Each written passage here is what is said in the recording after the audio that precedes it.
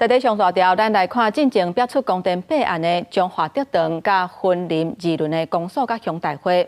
目前中华地检署经过2个外月侦查，发现这2个乡镇的乡长等人，因高级中人用涉入机密、贴标案，还有延长租期的方式，不法独立手上的金额有达4亿4千万，而且佫摕乌西钱2300多万。长会已经把这涉案的14个人提起公诉。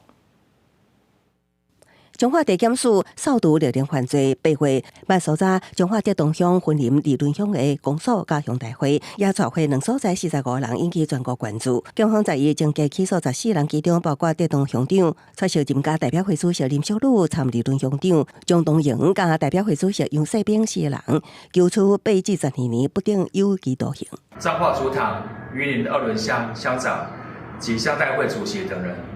勾结掮客及业者，共同以泄密、分拆标案以及延长租期等方式，不法图利厂商共计4亿4700多万元，并违背职务收取不法贿赂各1447万及920万元，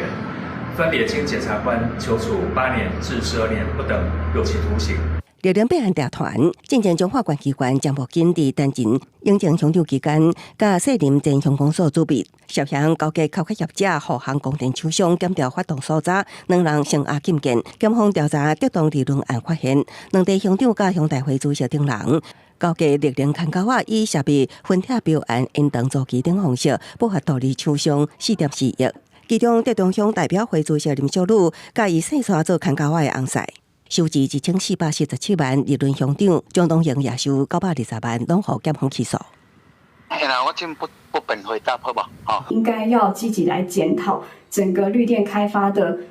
程序，还有后续的这个监督机制，也要一并来重新检讨，让这个法规能够更加完善，才能够真的减少这些绿能犯罪的事情发生。德东乡2轮乡公所甲乡大会拢无对外回应。官团认为，目前6连开发程序无透明，真侪当地民众甚至拢唔知影，建议政府修法，检讨监督机制，才会当避免类似的事件一再发生。记者综合报道。